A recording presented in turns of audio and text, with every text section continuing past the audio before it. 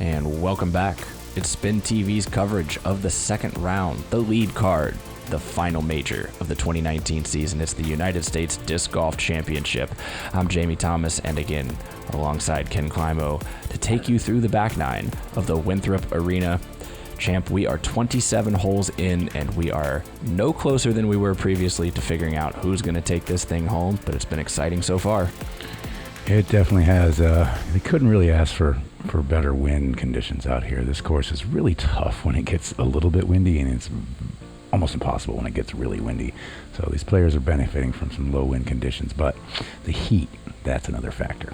Yeah, the heat certainly has been an issue. Chris Clemens 5 down through the front nine. Simon Lizotte finding some trouble. He's 4 over par. Drew Gibson just a couple under himself. And Nathan Queen throwing up the horns. He's playing pretty well. We'll check out what the designers have to say about hole 10. Standing on the tee of hole 10, the player is faced with an awesome choice. Do I want to be spectacular and go for the eagle, or do I want to play for the birdie up the narrow left side of the fairway? Either way, accuracy is going to be super, super important. And many of the players are going to have 2 discs in their hand, and they're going to put one down and then go for it. The quintessential juxtaposition in the game of golf. Risk, reward. Chris Clemens looks like he's going to play patient. Yeah, I think it's a wise choice being left-handed on this hole. Not a whole lot of room to land in there being lefty. You have to throw it and turn it over and get it out behind that tree and then flex back to a very small landing area. The righties have a little bit of advantage going for the green on this one because they're hyzering back towards the fatter part of the inbounds. And neither of the lefties did a great job of laying up there. Be a little pinched off with that lie against the tree. Here's Drew Gibson's chance to make a statement. He's launched it high, strong, moving in right towards the basket. Ooh. That's Stop. Unfortunate. Stop it. Oh, don't tell me you're going to go out across the lawn. Oh. It was just slow motion. Just agonizingly watching it roll towards that OB. It was so good, it was too good. There is a thing is too good. Such a thing as too good. And that's that bush that come up out of nowhere. I've never seen that bush before, and it just appears this year. I don't think Simon knew it was there either. He can't believe he even hit it in the first place. And it's going from the drop zone. Drew throwing his third. Very unfortunate, too. Just dial in the shot, throw it perfectly, and then roll. And then he challenges the bricks once again. No, that's the adage. If you don't want to have to putt, you put it close, and that's what they're trying to do is have tap-ins. Simon, he was so good with that spike shot yesterday, and it just has not been as dialed as it was 24 hours ago. What a difference a day makes. And he left it a little wide and got no benefit on that upslope. Just dug in. Actually went backwards a little bit. Nathan, not trusting the forehand at this distance, leans into that backhand to make sure it doesn't hyzer. Oh, I think that just slid in. Wow, he's got work to do. On the other hand, well, with the same hand actually, the other way to throw it. He did opt for the sidearm because he was also pinched off by the tree. I think it was the next tree up that he was pinched off by, and that's going to work out for him. Little 20-footer there, pin high.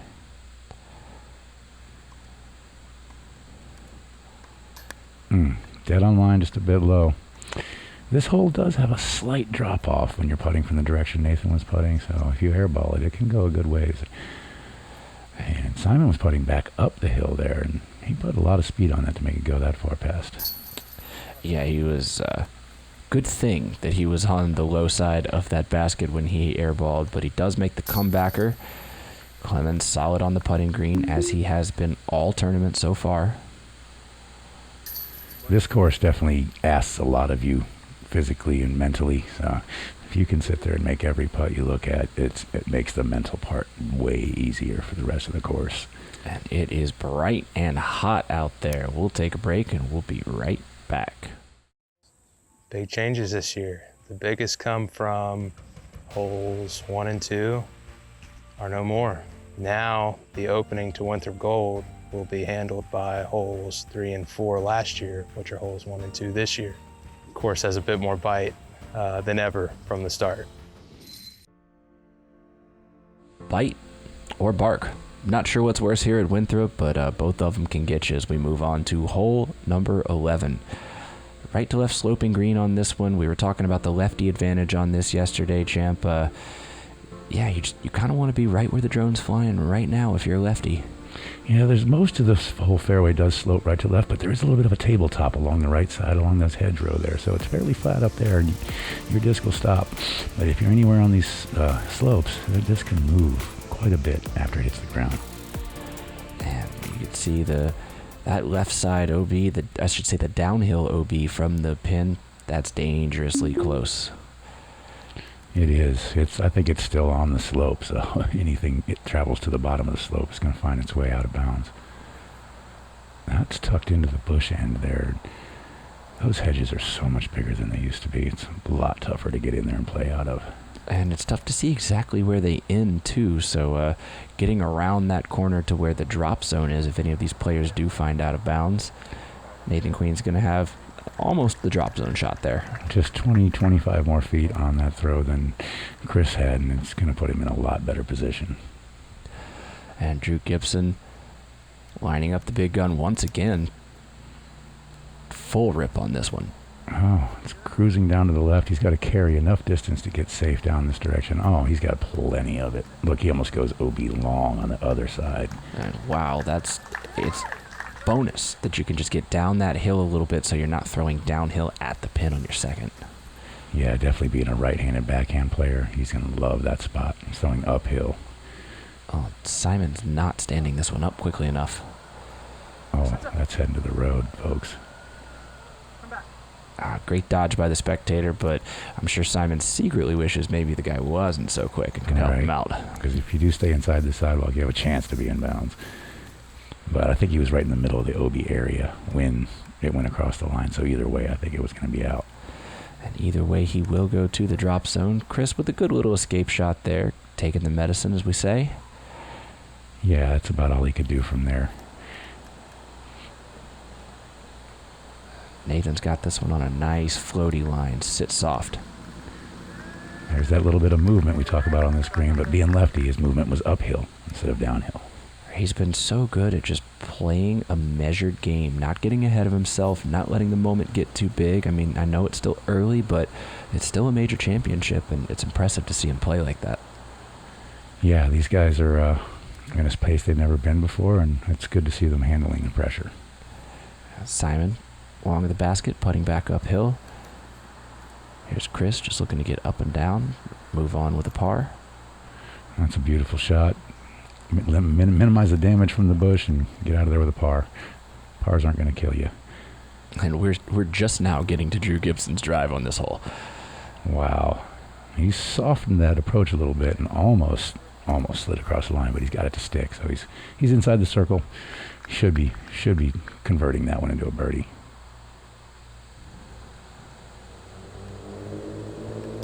Lizotte, good par, right side, but sticks it. It's a good save from that drop zone. That's not an easy shot from over there. Drew, also drawing the right side of that basket, no problem. That's a great birdie. Chris is with the par, and this should be birdie. Yep. Couldn't wait to get it in there. Just run up there and tap it in. Yeah, don't think about it too long. Don't let it happen. Hole 12 on the way. Let's see what they have to say. On the tee of hole 12, the competitor gets the chance to just rip it, maybe all the way to the 600-foot sign that's waiting out there. But there's OB left and OB in a lot of the familiar landing zone. So the player's going to have to make that choice. Do I want to try and cross over, or do I want to play a little bit shorter than last year? And the player's going to want to have everything they can, because this approach into the green is very, very tight. And if they don't make it, they throw again from where they threw or go to the drop zone. And the drop zone is one of the most challenging on the Winthrop Arena course.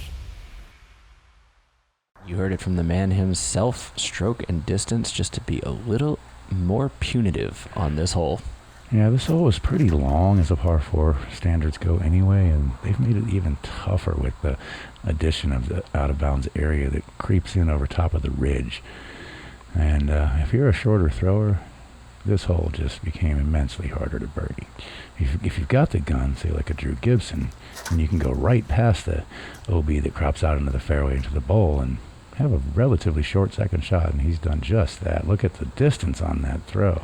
I mean, back-to-back holes, he trusts that same driver off the tee. Nice low aggressive line there. Chris. He snapped it way over there, and it's heading towards the left line, but it's hooked up enough, and there's almost only one thing he can really do from there is lay up again. Yeah, he's definitely out of position to attack for birdie here, but again, remember, it's 98 degrees out here. It is simmering and sizzling, and sometimes you just be patient, wait for those moments to come. Simon has launched this thing up, and it's fighting against the line over there. It looks like it's just in there. Yeah, fared better than he did yesterday when he found that left side OB. Like you were talking about, there's that layup from Chris Clemens to the left side.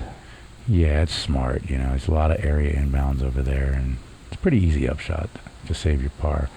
This is a hole that you really don't need to mess with if you're not in a good position off the tee. Wow. Nathan Queen right there. We just said he was out of position to attack, but he really put a good move on that and used the shape of that fairway to his advantage. He did, but he's still going to be having quite a distance of his putt. I mean, to go for that one with the backdrop, you can see that it falls off there quite sharply, and he's going to have more than 35, 40 feet, I would imagine.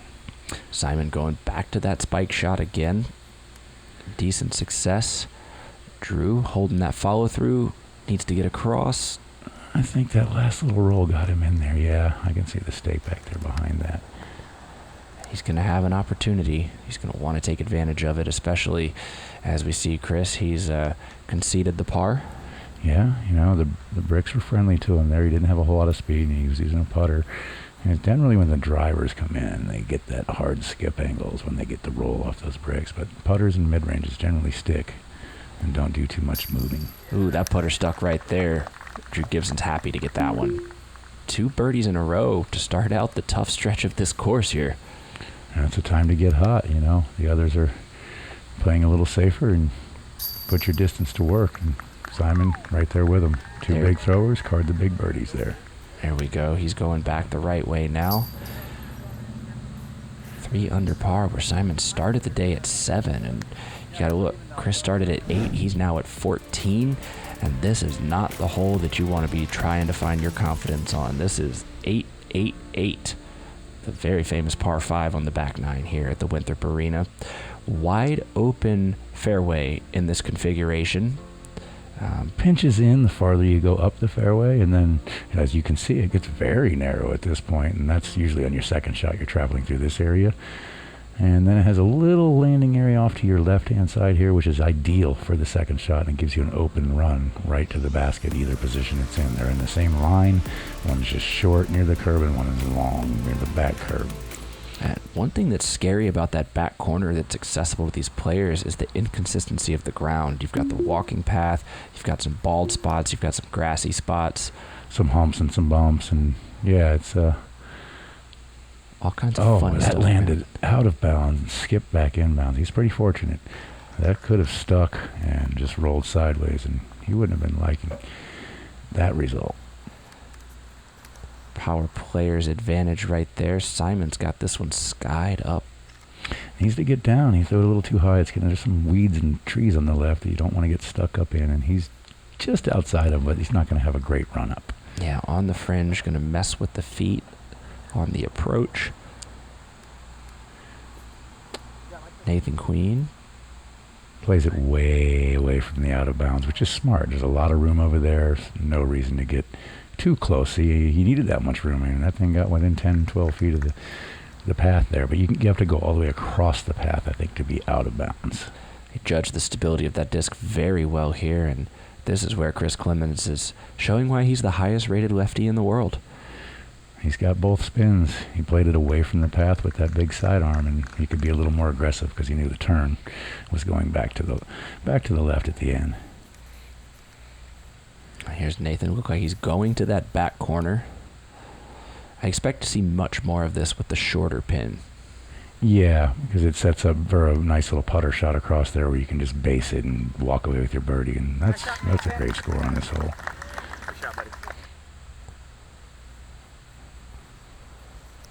The new design of this hole hasn't really, to me, seemed to put up the huge numbers that it used to when it was played between the other two OB areas, which was the parking lot and the sidewalk and the little valley there. When it played in there as only inbounds, you would see a lot more high numbers. Nowadays, you'll get the occasional 7 or 8 on this hole, but you used to see 10s, 13s, 15s, big numbers when it played in the other configuration. I mean, it would take some players 2-3 shots just to get inbounds, and Drew makes that's not a very good shot right there. Makes the mistake going high, trying to go for the green. And here's Simon going for it as well. Needs a big skip. The second skip would have made it had it not been right on the curb. And got that disc to fully flip over too. Just couldn't get it to flip up onto the grass. That curb just finds a way to stop you. That's so close, but yet so far as he still has to throw from this side of the road. No, he's taking no chances with this one. He's going deep into the island, making sure he finds grass and just limiting the damage. It's going to be nothing but a layup from there. You really can't run that basket. Obi is too close behind it. Just kind of those once-bitten decisions, and just want to make sure you advance at that point. Simon testing the parking lot skipability again. This time he gets the favorable skip. I mean, that's the one great thing about Simon that he's showing us today is he's not changing the game plan. He's staying aggressive. He's trusting that eventually it's the rolls and the little things are going to start going his way. And that was a bit of a loose throw from Chris there. You'd expect from that distance for him to get a little closer, kind of like Nathan just did. I mean, that's perfect. But yeah, he left that outside about 30, 35 feet. Sure. Nathan Queen picking apart this hole right here. And Drew, this is a scary putt. Any kind of rim and roll out to the right, and it's pretty much out of bounds, so you got to be careful here. Miss left, if anything. It's a pretty good line on it. You know, you're a little disappointed, but hey, look, things can be much worse. Just hard to put the gumption on it from there with that out of bounds staring you in the face. Now this is a better line to go at it because he's got a little grass of a little peninsula of grass that sticks out into the parking lot, which his through line was towards. Yeah, he just couldn't quite commit to it. He's been really good from circle 2. Simon commits just enough to get it in. Walk away with the par. Drew will take the bogey. Still 2 down on that stretch of 11 to 13. Not too shabby, all things considered. Yeah, you know, he's playing a smooth round. He's not running out in the lead, but he's staying in touch. And that's all you really need to do in the first 2-3 rounds. And as long as you're in touch and 4, 5, 6 strokes back heading to the final round, you've got a chance on this course because strokes can pile up and you can make a lot of strokes up on a player in just one hole. 3, 4 strokes sometimes on one hole we've seen frequently happen out here. And you were talking about how the scoring differential hasn't been as much on 13, but this short 413-foot par 3, very downhill, and they've really found some different ways lately in the iterations of this championship to build some scoring separation into this one.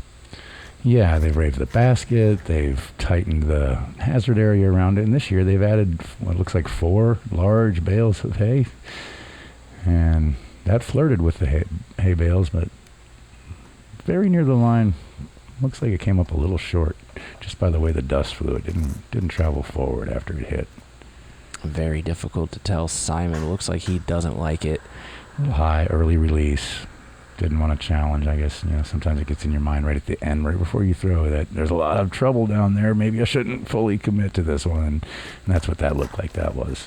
Is my disc stable enough for the shot kind of thing? Right. And Chris didn't have that problem. He took it out wide. Oh, and it skips off the top of the hay bale. Wow. I mean, makes the designers happy right there, right? They know they put it in the right place when the tournament leader clean hits one.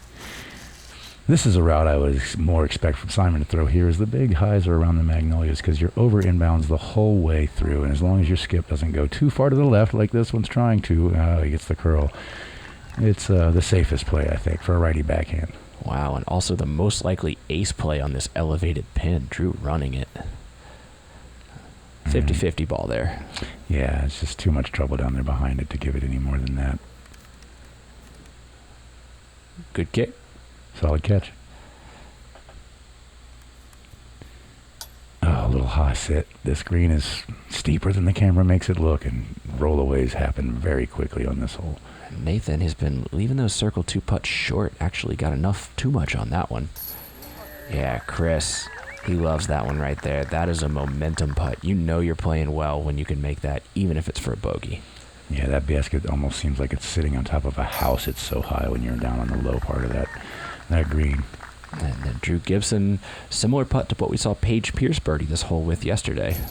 I mean, you look when they walk up to it, they have to actually reach up to get the disc out of the basket. That thing's sitting head high with the rim on the low side. And that is 14, par 4 on the way. Standing on the tee of 15, the player sees the triple mandatory. But they don't just see that, they see the sunlight beyond the triple mandatory. And they want to throw to the sun. They want it so bad because they want that birdie coming down the stretch, and they want to challenge that triple mandatory. For those who do and don't make it, we've changed the drop zone this year, and they can actually save par if they do miss the mandatory. But like everywhere else on the Winthrop Arena course, that new drop zone is not easy.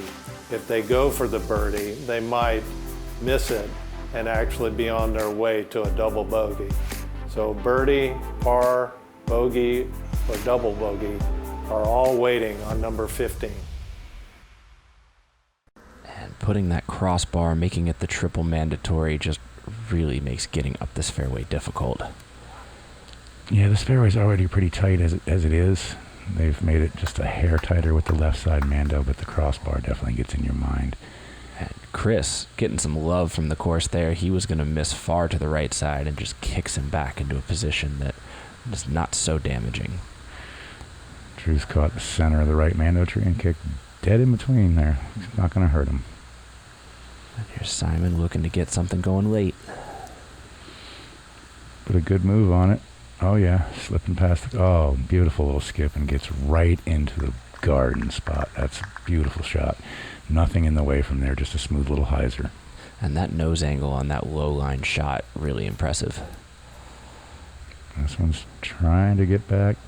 Oh, that's missed the Mando, I believe. Shake it off there, Nathan. Yes, here's the new drop zone. See the tight window you have to throw through there, and then the basket is a good 50 feet left of the line you're seeing on the camera. See how he had to turn it really hard to get it in there, and he's still going to be, oh, that was a beautiful shot. He's all the way up to the mouth of the green on that one. That, being left-handed, that was just tasty. I got a little chills right there. That's pure. Chris trying to do a little work, get a little tricky. Just played it out into the field, a little wide right, which is, it's going to make his birdie really tough to get. I think it's just a layup from there, but par doesn't hurt you. Drew called his card mates over to make sure that everybody agreed on the proper way to address his lie here. He's throwing it under the crossbar, but yet over the next set of trees, which are really tall out there, and that takes immense power to do that. And sure enough, he makes it out into the open field. Very few people in the world have that ability. Right.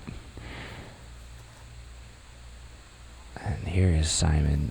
A birdie would feel so good considering the round he's had. I'm going to be a putt-off between he and Nathan there. From a forehand skip to a backhand skipper. Oh, that got a bit of a bad break. He was in there about 12 feet from the basket and caught a little backwards roll. Yeah, 15 says earn your par, Chris Clemons. Here's Drew with a little touch. That's nice. And that's all you can do from over there. Those hollies just totally block you out. Basically just telling you to lay up. Earned. Well earned from Chris Clemens right there. Yeah, big stretch. Simon's going to use all of his lanky, just over 6 foot frame. The tough side of the green over here. That right side is a little much tougher to putt from than the left side. He makes it look easy there. especially stretching out to your left as a right-handed player here. Nathan, at least he's got the left hand. Right, he's nice follow-through isn't into the tree as Simons was. Safe par from the drop zone. We saw him make a similarly tricky putt yesterday. He's really been good on this green, and this should be no problem for Drew. That's a world-class up and down by Mr. Queen there.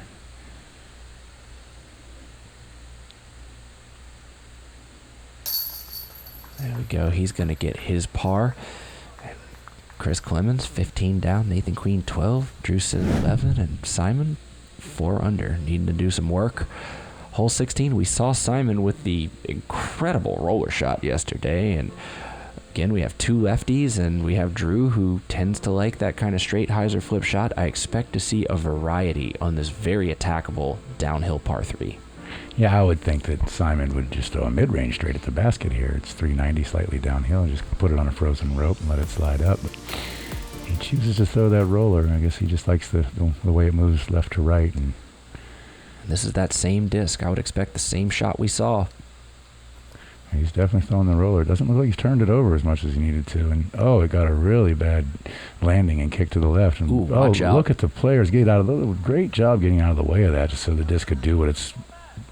Oh, that feels bad. But I think that whole area is a hazard anyway, so even if it had come back inbounds, he would have been throwing his third shot from somewhere in the hazard area. Doesn't change the result too much. Here's the more typical play on this hole. Swinging it left to right, sliding between the soldiers. Beautiful job, Chris Clemens. Oh, don't hit your head when you go to pick that one up. And Drew... Middle gap. Yeah, this is the mid-range shot that I was talking about. It's going to land straight. It's going to skip straight. That's what a mid-range buys you, is a nice straight skip and not a flare off to the left. Nathan, you expect him to follow Chris's line here. Yeah, these guys are throwing sharper edge disc, being lefty, and they're wanting to skip. They're going to land over by that line and want to skip in there. And played perfectly, even a little long. I mean, that's just tasty. Past the soldiers, wide open, 8 feet. Look at this. All of these guys making sure. Kudos to the pro card. Carry your competition manuals with you. Carry your caddy books with you. Use it to your advantage. And make sure he doesn't take extra strokes at the end of his round for playing it wrong.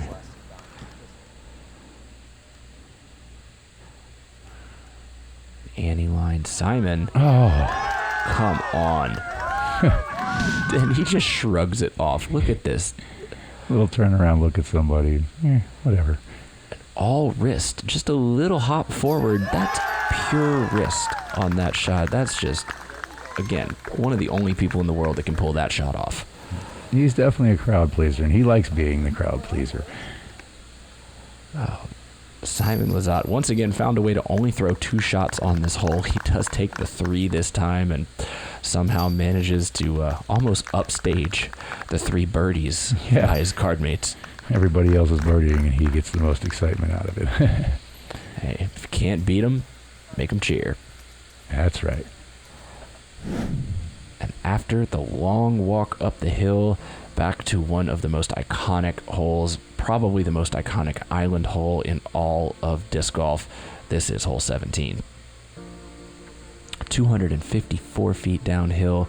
We're going to play to the B pin today. You can see both of the pins in this flyover here. None of them are particularly easy than the other. OB real close. Yeah, I think the one they're playing today is slightly easier for everybody, whether you're righty or lefty, just because it's not so tucked into that left corner, and there's a little more land around the basket there.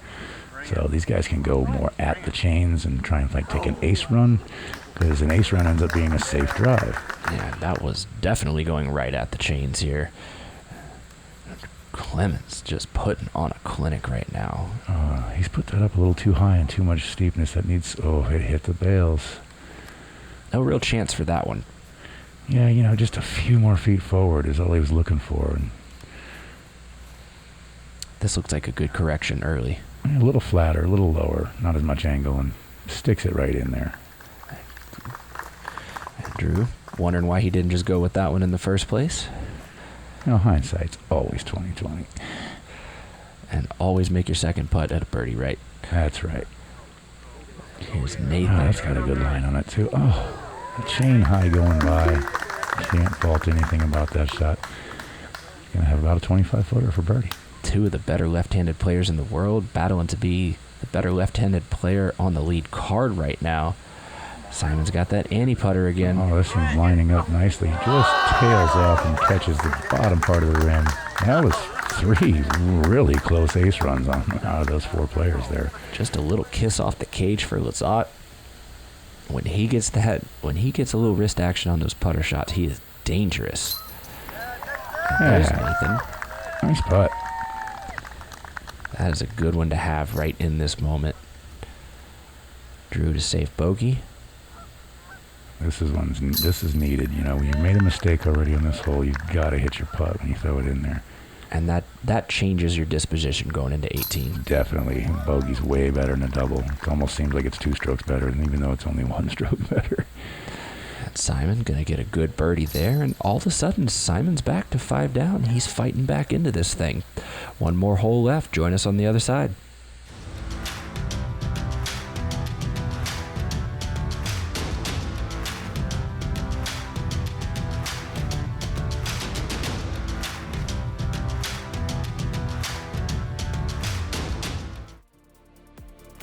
Right, and this is all we've got for round 2 left to tackle for this lead card. This par 4 hole 18 starts with this water carry. It should be no problem to carry the water. You just have to dodge those row of trees on the left, and then this Mando tree on the right. That's about the spot you want to be. Man, most people end up a little short of that Mando tree because trying to bite off more than that, it gets a little tougher to hold the fairway. It gets steeper and it gets skinnier up there, so most people end up a little short of the Mando tree, but some of the bigger throwers definitely try and throw it past it and use their advantage. And it's uphill, so the farther you try and go uphill, the harder it is to get there if you're not the longest of throwers. And Nathan Queen, not the longest of throwers on this card, but he's been very accurate so far. Lefty backhand to his advantage. Nice and low, really nowhere else it can go, but right on the line he left it with a little bit of right turn at the end. And man, that's made it a long way up past the Mando tree. He really punched that one far forward up the fairway. Yeah, this fairway takes a slight kink to the right, just around that Mando tree, so it favors the lefty drives a little bit, and the ground is sloped good for a lefty hyzer to come in there and stop. Lizotte clear for takeoff. Boy, he's put that thing way up in the air. Wow, that's over top of the Mando tree by 40 feet and diving back towards the OB on the left, and yes, it disappears into the forest. Oh my goodness. Simon, that was some craziness. I got to give props to the camera operator right there for keeping that thing in frame. Right? Never lost it. And here is Chris Clemons. This is a moment you could be leading the tournament going into moving day. Just got to get through this last hole. He's released that a little early, and that's going uphill before the Mando tree, and that's going to have to fight to be inbounds. Nope, he's giving the red flag. Sometimes those will pop up and roll back down inbounds. Chris, not so lucky there. We've even seen him roll back into the lake from that position. So maybe a little bit luckier to be using the right side OB. Drew just one-upping Nathan Queen a little bit there. That is a perfectly placed drive. I think he just threw a mid-range up there that far, which is just insane. Oh, wow, look at this shot from Chris. It's got to slow down. Sit. Nice. That is the way you make up for a bad shot at Winthrop. You park the next one. I mean, he has not missed a scramble to date. That was putting him in danger of it in this tournament anyway, and that makes it easy. And Nathan Queen following up with a great shot of his own. That's hard to get a lefty backhand turnover in there. Very difficult shot, but he was far enough up at the fairway he can make it work. Have yourself a day, Nathan Queen. Look at these drives; they're just chip shots into the green here. I mean, this is just crazy to see. That it seems like every year these guys just get further and further up this fairway. I mean, what else can you do? Yeah, risk reward. You got to take a risk to get that far up the fairway, and these guys took it and succeeded. Looks like they're discussing whether he made the Mando or missed the Mando because it was so high over the tree. No one could quite tell if it made it. Yeah. But looks like they gave him the benefit of the doubt, and the video showed that it looked like it made the Mando. Yeah, I think the group made the right call there. Simon using the OB rule, taking it back on the line of play. Drew Gibson, solid stick. Skips one off the rim right there and gets a little fortune. That's a little high left. Basket catches it nicely. That's not really a basket you want to mess with. You want to make that one dead center. That's the best one we've seen of the three. And just some surgical precision on the back nine by these lefties. I mean, this is a 8 down for Nathan Queen. Chris Clemons to preserve that 8 down with this little. No problem. I'm pretty sure we're going to see the two lefties on the lead card tomorrow, and I'm not sure about Drew, but Simon's definitely going to fall back some. Yeah, and they both will fall off of the lead card as Clemens and Queen will be joined by Nico LaCastro and Eagle McMahon. Conrad, Gibson, Dickerson, Russell will be your Jomez Pro card tomorrow. And let's check in with some of the players on the lead card about their rounds. How did you feel out there today? How did everything go for you? Well, for a lot of people out there, I am one of the less known people. I'm from North Carolina, so it feels good. If you guys were watching the live feed, I'm sure you heard a lot of the cheers I was getting. So the hometown crowd feels good. I felt pretty comfortable coming into the round. I didn't have any extra pressure on me. I didn't feel like I did from being on lead card, and I was able to keep the nerves down and have a good round. Now, you had kind of a little bit of a breakout here last year. I believe it was top 10, right? 11th. 11th, okay. But you had some hot rounds. You know, we kind of first started to learn who you were a little bit here last year. What do you take from that experience that you've been able to apply to this year where you're now, second place? Well, coming into the week, before I even got here to practice, I felt like I had a pretty solid game plan because last year, like you said, I took 11th, but I didn't putt well. So as long as I started putting a little better, then I felt like I was going to be in the running this year. I'm not putting the best, but I am putting better than last year. So just following the game plan and getting some good practice rounds in beforehand. If we're being honest, there was, you and Nathan, guys who are a little bit less experienced, with Simon and Drew, guys with a little more experience. Turns out you and Nathan are the ones there still. Was that something you expected going into it? Was there a certain mentality that you felt like you were able to have versus some of the other guys, or how'd that all shake out for you? I think Winthrop is a course that rewards staying in the fairway. And Drew and Simon, they throw super far, of course, but they did have a couple errant shots here and there, and so that cost them a couple of strokes. Me and Nathan mostly kept it in the fairway. That's really what you want to do out here, keep it in the fairway and make putts. Distance doesn't matter as much as on other courses. I was talking to Corey a little bit earlier, and we were noting you're almost playing that Sexton style of, like you're saying, safe, staying in the fairways. Was that always kind of the game plan coming into this tournament? Yeah, I feel like that kind of suits my style. I've watched Sexton a lot over the years, and I kind of want to be like a left-handed Sexton. I want to, be very consistent. Throw some big shots when I need to, but just be super consistent. And I think on Winthrop especially, consistency pays off. I was gonna say, honestly, you don't seem stressed out. You don't seem stressed out at all. So what? I'm freaking out right now. What does stress you out? What does stress me out? Probably normal adult things, like paying bills and taxes, things like that. All right, man. Well, I think you're going to have to pay some more bills if you win this event. Probably. Wow, the even keel from both of the lefties. How do you evaluate their performance through 36 holes? Just solid. They came out with game plans and they executed them. Both of them said they attributed it to some decent putting, and keeping in between the lines. And that's really what you have to do out here. I think you hit a nail on the head. You throw them between the lines, keep them in bounds, and make putts. You should play pretty well out here. All right, we'll get to see him tomorrow. Join us again here, Ken Climo, Jamie Thomas, SpinTV.